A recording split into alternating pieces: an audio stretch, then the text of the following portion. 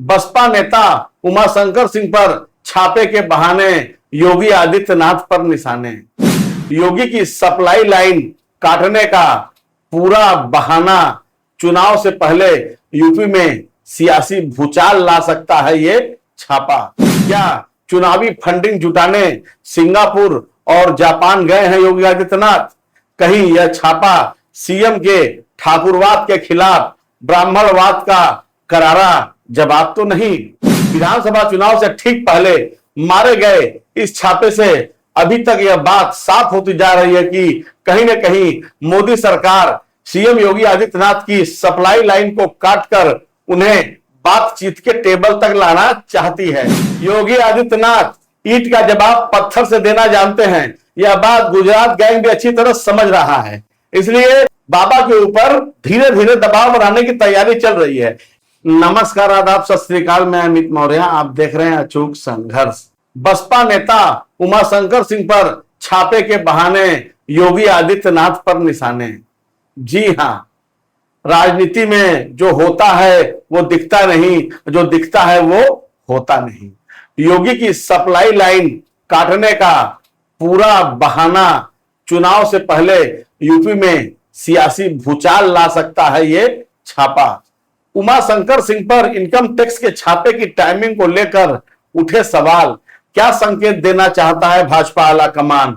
योगी की फाइल खुल गई क्या? क्या चुनावी फंडिंग जुटाने सिंगापुर और जापान गए हैं योगी आदित्यनाथ? कहीं यह छापा सीएम के ठाकुरवाद के खिलाफ ब्राह्मणवाद का करारा जवाब तो नहीं? उत्तर प्रदेश में बहुजन समाज पार्टी के इकलौते विधायक उमाशंकर सिंह पर बीते सप्ताह मारे गए इनकम टैक्स के छापे में अब तक 10 करोड़ रुपए बरामद हुए। चूंकि यह छापा केंद्र सरकार की एजेंसी इनकम टैक्स द्वारा मारा गया है, इसलिए इस मामले के तार केंद्र सरकार से जोड़े जा रहे हैं। साथ ही मोदी सरकार बनाम योगी सरकार की इस कश्मकश के बहुत ही गहरे सियासी मायने भी निकाले जा रहे हैं। उमाशंकर सिंह भले ही बसपा के विधायक हों, लेकिन उनके ठिकाने पर मारे गए छापों में करीब 100 इनकम टैक्स अफसरों की फौज यह बताती है कि मोदी सरकार को राज्य के पीडब्ल्यूडी और खनन विभागों में एक बड़े घोटाले का न केवल पता था, बल्कि यह भी कि इसमें शामिल भ्रष्टाचार का पैसा किस तक पहुंच रहा था।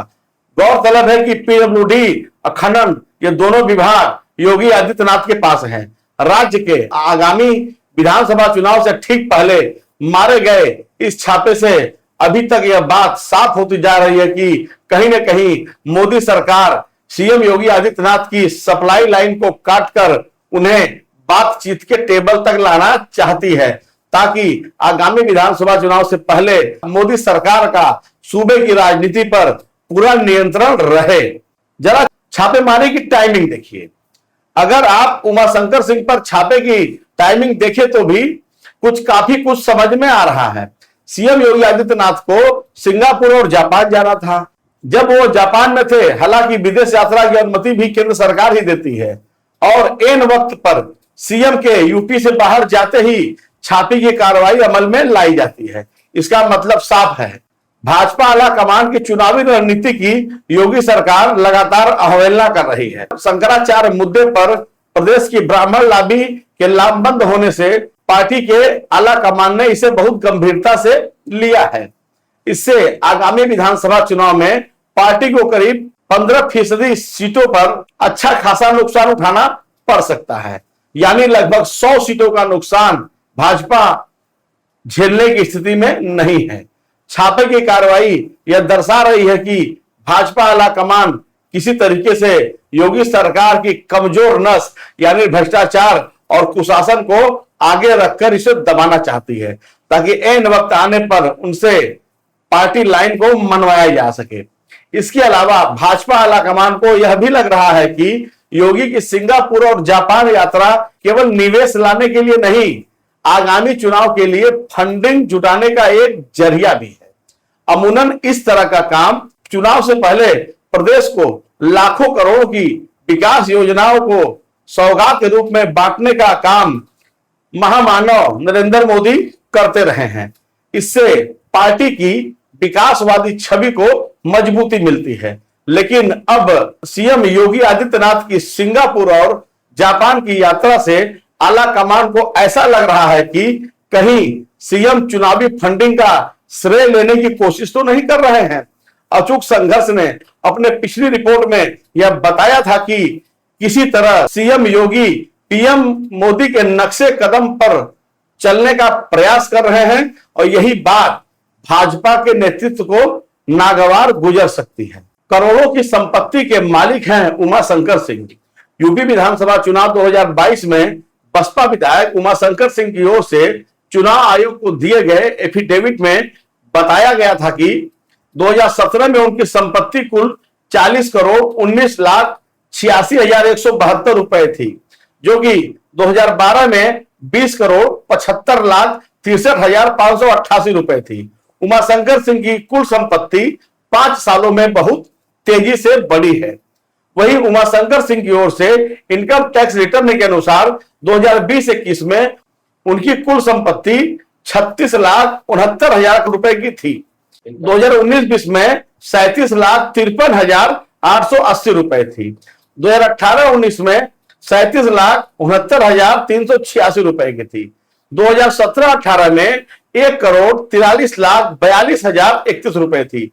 2016-17 में 2,11,45,774 रुपए थी। हालांकि उमाशंकर ने 2017 में अपनी संपत्ति का आंकड़ा दिया, यानी 9 साल पहले का, यानी उसके बाद से अब तक हालात बहुत बदल चुके हैं। खास तौर पर योगी सरकार की तीसरी पारी में उमाशंकर सिंह ने पुलों और सड़कों के जमकर ठेके लिए और जमकर पैसा कमाया। उमाशंकर सिंह के विरोधी इस सच्चाई को मानने से इनकार भी नहीं कर सकते। उनका दावा है कि ठाकुर होने के कारण उमाशंकर को योगी सरकार से पुख्ता संरक्षण मिला हुआ था, जिसके कारण उमाशंकर सिंह की कमाई में लगातार इजाफा भी होता रहा। ठाकुरवाद बनाम ब्राह्मणवाद। सियासी हलकों में इस पूरे मामले को यूपी में योगी सरकार के ठाकुरवाद बनाम ब्राह्मणवाद के रूप में भी इसे देखा जा रहा है। ज्योतिषपीठ के शंकराचार्य स्वामी अभिमुक्तेश्वरानंद सरस्वती के शिष्यों को पहले चोटी पकड़कर पिटाई, फिर शंकराचार्य पर यौन उत्पीड़न का आरोप लगाते हुए और उनके खिलाफ एफआईआर और लगातार विधिक प्रक्रिया तेज ही हो रही है। इन हालात में मोदी सरकार की एक एजेंसी इनकम टैक्स विभाग का उमाशंकर सिंह पर छापा कहीं न कहीं योगी सरकार के कथित ठाकुरवाद के खिलाफ ब्राह्मणवाद का सीधा प्रहार माना जा रहा है। इसलिए इस छापे के दूरगामी सियासी परिणामों की आशंका जाहिर की जा रही है। दिल्ली में भाजपा के एक वरिष्ठ नेता ने कहा, जब सांड बेकाबू हो जाए तो उसके नथुनों में नकेल डालनी पड़ती है। योगी आदित्यनाथ एक ऐसे सांड हैं जिनके नथुनों में नकेल डालना इतना आसान नहीं है, क्योंकि ये योगी आदित्यनाथ हैं, न ये कैलाश विजयवर्गीय है, न ये उमा भारती है, न ये विनय कटियार है, न ये प्रवीण तोगड़िया है। योगी आदित्यनाथ ईंट का जवाब पत्थर से देना जानते हैं। यह बात गुजरात गैंग भी अच्छी तरह समझ रहा है। इसलिए बाबा के ऊपर धीरे धीरे दबाव बनाने की तैयारी चल रही है। अब इसमें मोदी एंड कंपनी कितना सफल होती है, यह तो बात की बात है। भाजपा नेता के इस बयान से यह इशारा साफ है। भाजपा आला कमान ने चुनाव से ठीक पहले योगी सरकार पर नकेल डालने का प्रथम दृष्टया प्रयास तो किया ही है। इस पर अगर योगी अपने जिद पर अड़े रहते हैं तो पार्टी नेतृत्व को वह कदम उठाना पड़ सकता है जो वह नहीं चाहती। योगी आदित्यनाथ की अगुवाई में सिंगापुर में AISATS कंपनी के साथ जेवर एयरपोर्ट पर कार्गो हब बनाने के लिए अनुबंध साइन किया गया था। हालांकि इस कंपनी के साथ जेवर एयरपोर्ट में कार्गो हब बनाने की डील 2023 में भी की गई थी। मुमकिन है उस समय पर्दे के पीछे कमीशन का पैसा भाजपा के पार्टी फंड में देने की बात हुई हो, लेकिन अब इस कंपनी के साथ दोबारा MOU साइन करने के पीछे का राज गहरा होता जा रहा है। सवाल यह है कि कहीं सीएम योगी इस डील से कमीशन का पैसा आगामी विधानसभा चुनाव की फंडिंग में तो तब्दील नहीं करना चाहते। मुमकिन है भाजपा आला कमान को इस मामले के पर्दे की पीछे की कहानी भी पता हो। अगर ऐसा है तो यह पार्टी नेतृत्व को योगी का डबल क्रॉस माना जा सकता है। दोस्तों, जैसा कि मैंने शुरू में कहा कि राजनीति में जो होता है वह दिखता नहीं और जो दिखता है वो होता नहीं। शायद इसीलिए राजनीति पर एक कहावत कही गई है, नीति अनीति करे राजनीति। बातें नीतिगत करना है, काम सब अनीति वाला करना है, इसी को शायद राजनीति कहते हैं। राजनीति एक ऐसी नदी है जिसमें आदमी नहाता है इंसान बनकर, लेकिन निकलता है सुअर बनकर। राजनीति में कौन किसका गला काट दे कोई नहीं जानता। इतिहास गवाह है कि सत्ता के लिए बेटे ने बाप को मरवा दिया, भाई ने भाई को मरवा दिया, क्योंकि सत्ता को खून चाहिए। यह अलग बात है कि योगी आदित्यनाथ ने एक लकीर तो खींच ही दी है जिससे पूरी गुजरात लादी डिस्टर्ब है। अब देखना यह है कि योगी के करीबियों पर मोदी सरकार किस तरह शिकंजा कसकर योगी को कंट्रोल करने का प्रयास करती है, या योगी इसी तरह अपने कद को बढ़ाते हुए गुजरात गैंग की नाक में दम करते रहेंगे। नमो बुद्धाय, जय संविधान।